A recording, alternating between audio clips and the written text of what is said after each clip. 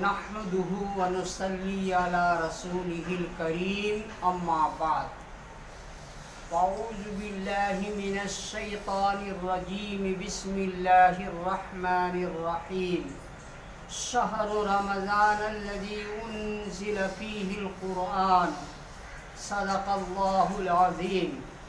حضرات گرامی و سامعین کرام، آج کا مضمون ہے رمضان رحمت کا مہینہ ہے۔ روزہ اسلام کے بنیادی 5 میں ایک اہم رکن ہے۔ اس پر عمل کرنے سے نفس امارہ مغلوب ہوتا ہے اور تقوی و طہارت کو تقویت حاصل ہوتی ہے۔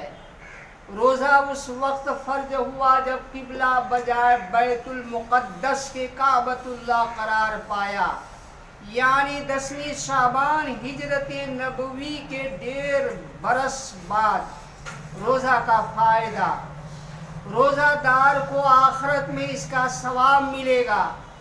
حضرت ابو ہریرہ رضی اللہ عنہ سے روایت ہے کہ جناب رسول اللہ صلی اللہ علیہ وسلم نے ارشاد فرمایا، جب ماہ رمضان شروع ہو جاتا ہے تو آسمان کے دروازے کھول دیے جاتے ہیں۔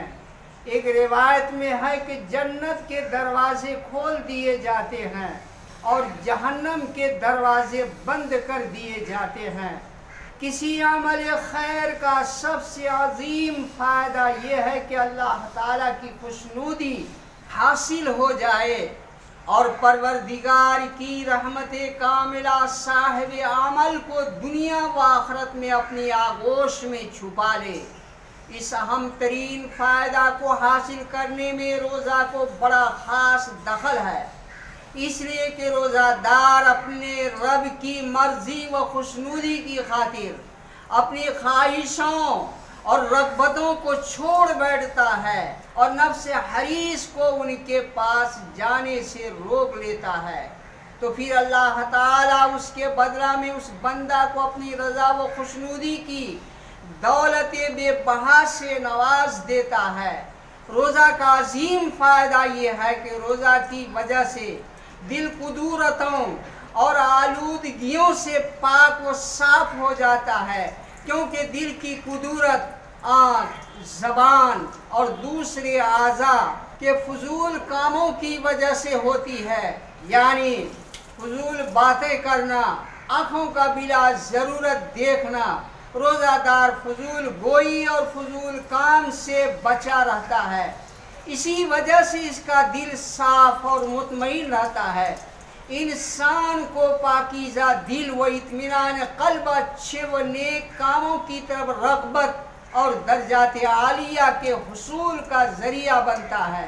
اس کی ایک وجہ یہ ہے کہ دستور زمانہ ہے کہ جب کوئی اہم دن آتا ہے تو اس دن کے لیے خصوصی انتظامات کیے جاتے ہیں اور تمام شر پسندوں کو نظر بند کر دیا جاتا ہے۔ اس وجہ سے اللہ شیاطین کو جکڑ دیتا ہے اور فرشتے زمین پر پھیل جاتے ہیں۔